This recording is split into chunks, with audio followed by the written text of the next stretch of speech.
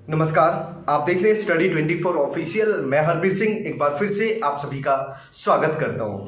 तो साथियों, जैसा आपने टाइटल और थंबनेल में देखा है उसी के बारे में हम बात करने वाले हैं, तो वीडियो के साथ बने रहिए।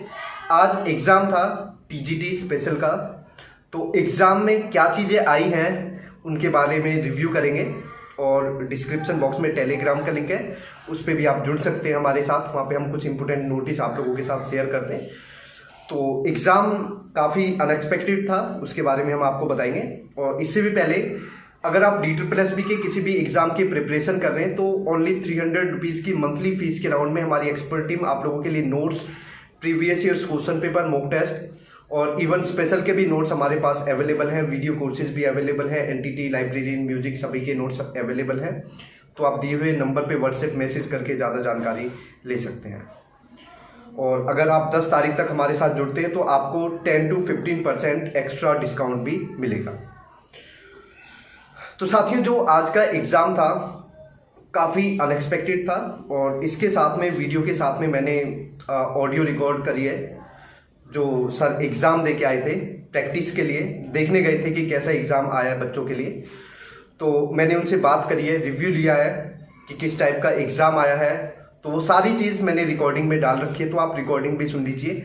लेकिन उससे पहले, जैसा मैं आप लोगों को पहले से ही बताता आ रहा था कि आप किसी भी एक पार्ट को हल्के में ना लें। जो सेकंड पार्ट है, सेकंड पार्ट में काफ़ी ऐसी चीज़ें हैं जो बाहर से आई हैं, और जैसा होता आता है DSSB के अंदर, क्योंकि यहाँ पे कोई चीज़ फिक्स नहीं होती कि ये चीज़ आएंगी। इनका कोई अपने आप का कोई ऐसा सिलेबस नहीं है। ये PRT में NIOS का पूछ सकते हैं, मतलब ओपन का पूछ सकते हैं। तो इनका कुछ फिक्स नहीं है कि क्या ये चीज़ें पूछेंगे, और ये तो चाहते हैं कि वैकेंसीज फिल ना हो। तो इसके बाद आप लोग अगर फर्स्ट पार्ट को अच्छे से करेंगे, जो मेरी सर से बात हुई है, जो मैंने रिकॉर्डिंग भी डाली है, और वो रिकॉर्डिंग आप जरूर सुनना, क्योंकि सर ने बहुत अच्छे से चीज़ें एक्सप्लेन करी हैं।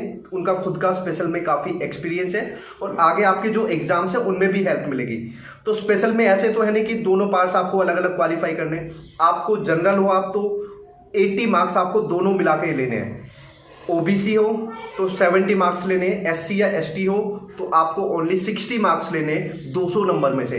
और 60 मार्क्स तो मेरे हिसाब से फर्स्ट पार्ट में भी आप बड़े आराम से ले सकते हो, मेहनत करोगे तो आप फर्स्ट पार्ट पे बिल्कुल मेहनत करें, क्योंकि हिंदी, इंग्लिश, मैथ, इसके बाद आपका GK तो चलो फिर भी बाहर से आ सकता है। तो हिंदी, इंग्लिश, मैथ, ये जो है आपके रीजनिंग है, तो इनको अगर आप अच्छे से करेंगे तो आपके फिक्स मार्क्स होते हैं। और रीजनिंग तो ये लगा के चलो, उसमें तो मार्क्स आपके जाएंगे नहीं। मैथ भी अगर आपको कुछ इजी लग रहा है तो वो भी आप कर सकते हैं। हिंदी बेसिक ही आ रही है, और इंग्लिश भी आप नॉर्मल कर सकते हो। तो फर्स्ट पार्ट को आप करिए, क्योंकि आप 50 नंबर का मान के चलो आपका स्पेशल का आ गया, तो 150 नंबर का आप छोड़ नहीं सकते।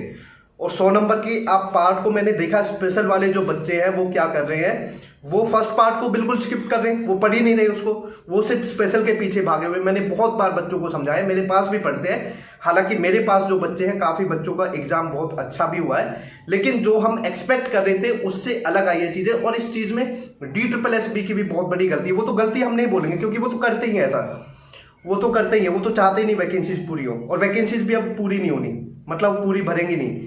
तो अभी देखिए, आप जो सर से बात हुई है आप सुनिए, और कोर्स के लिए आप जुड़ सकते हैं हमारे साथ, क्योंकि हमारी टीम आप लोगों की प्रैक्टिस कराएगी।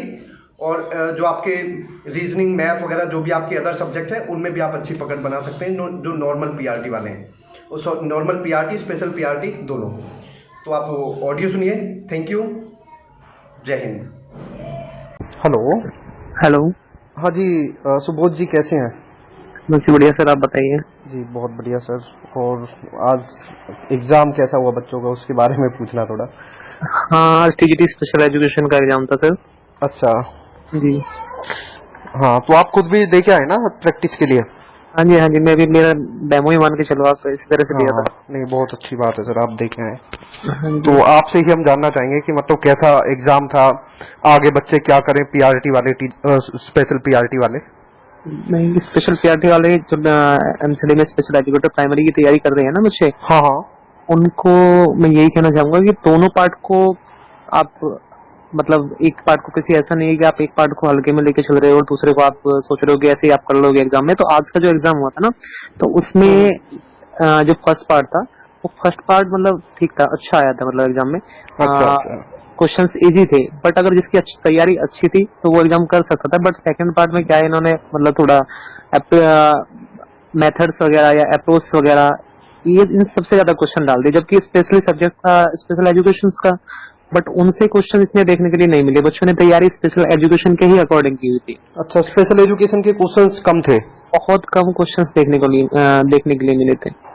लेकिन जिस अच्छा। बच्चे की तैयारी अगर फर्स्ट पेपर के अकॉर्डिंग थी तो वो एग्जाम को आराम से इजी वे में क्वालिफाई कर सकता था। इसलिए मैं यही कहूंगा कि भाई सारे बच्चों से कि आप दोनों सब्जेक्ट को बिल्कुल भी हल्के में लेके मत चलना कि एक सब्जेक्ट आपका अच्छा है तो आप उसी के पीछे मतलब प्रिपरेशन कर रहे हो ना, ऐसे नहीं करनी है। तो मुझे लगता है फिर पिछली बार की तरह वैकेंसी अब की बार भी खाली रहेंगे? आपकी बार भी डेफिनेटली मेरे हिसाब से मुझे लग रहा है कि 978 वैकेंसी आई है, तो 278 भी फुलफिल नहीं हो पाएंगी मेरे अकॉर्डिंग। अच्छा, मतलब ये तो बहुत, तो मतलब लगभग 30% भी 30%, क्योंकि देखो इनका एक तो पॉलिसी इन्होंने ऐसी बनाई हुई है एग्जाम की पॉलिसी, पता नहीं क्या है कि ये लोग रखते कैसे हैं एग्जाम को। गूगल ही किए हुए हैं क्वेश्चंस और वो ही हिंदी में लिखे हुए हैं बिल्कुल। हाँ, क्वेश्चन का तो इनका यही करते हैं सर, ये अभी इनके तो क्वेश्चन ही ऐसे होते हैं बिल्कुल, कहाँ से लेके आते हैं, रिपीट कर देंगे क्वेश्चंस को, ये तो सब करते ही है। हाँ, कोई क्वेश्चंस इनका ऐसा नहीं है कि बिल्कुल लेवल का क्वेश्चंस है कि स्पेशल एजुकेशन पोस्ट है तो उससे रिलेटेड क्वेश्चंस है, कोई मतलब लेवल नहीं है एग्जाम का। बट ये कि जो बच्चा थोड़ा मतलब फर्स्ट पेपर को फोकस कर सकता है वो कर सकता था एग्जाम, इतनी बड़ी बात भी नहीं थी। बट अगर फर्स्ट पेपर अच्छा है तो। अच्छा सर, तो आप मतलब क्या कहना चाहेंगे बच्चों को जो पीआरटी वाले हैं, क्योंकि आपने खुद एग्जाम दिया, तो मतलब क्या मैसेज देना चाहेंगे? मैं बच्चों से यही बोलना चाहूंगा कि आप लोग अगर आपके जैसे फर्स्ट पार्ट में 5 सब्जेक्ट हैं 2020 के, तो आप हिंदी, क्योंकि हिंदी भी सिंपल ही आ रही है और इंग्लिश में जो पैरा आ रहा है वो भी सिंपल ही आ रहा है। हाँ हाँ। और रीजनिंग में अब की बार जो क्वेश्चन सीरीज से कुछ ज्यादा क्वेश्चन आए हैं, 10 से 12 क्वेश्चन सीरीज से ही हैं। बाकी सेटिंग अरेंजमेंट से भी क्वेश्चन इजी थे। बट मैथ जो है वो मैथ डेसिमल्स में क्वेश्चन थे, मतलब दशमलव में निकालने वाले क्वेश्चन थे, लेंथी क्वेश्चन नहीं थे बट निकालने वाले, और थोड़ा अलग ही वे मान सकते हो आपकी मतलब टाइमिंग ज्यादा ले रही थी क्वेश्चन। तो आप हिंदी, रीजनिंग्स और इंग्लिश को अगर आप टाइम देते हो तो आप इजी वे में आप फर्स्ट पेपर को, हाँ, इसमें वैसे तो कंडीशन ही नहीं है कि दोनों पास करने हैं। कंडीशन नहीं है, इसलिए आप 50 को, मेरे अकॉर्डिंग मैं यही मानता हूँ कि आप लोगों को अगर एग्जाम में बैठ रहे हो तो आपको 50 प्लस आप फर्स्ट पेपर को करके चलना, ये मान के चलना कि सेकंड का पता नहीं है कि सेकंड में ये लोग क्या रख देंगे ना, वो बिल्कुल ही ये मान के चलना पड़ेगा हमें। क्योंकि अभी सारे कोचिंग सेंटर में कह रहा हूँ कि सब कोचिंग सेंटर, जितने भी कोचिंग सेंटर अभी पढ़ा रहे हैं उनको सबको पता चल गया होगा कि भाई क्वेश्चन कहाँ से आए हैं, क्या आए हैं, बच्चों ने क्या पढ़ा है क्या नहीं पढ़ा है। तो मैं कहीं ना कहीं मानूंगा कि first paper is the better, चाहे कुछ भी हो। अगर जिस बच्चे ने फर्स्ट पेपर में थोड़ी अच्छी प्रिपरेशन की है वो निकाल देगा एग्जाम 110%। अच्छा अच्छा जी, चलो सर, यही पूछना था सर, बहुत बहुत धन्यवाद सर आपका। Okay sir, thank you.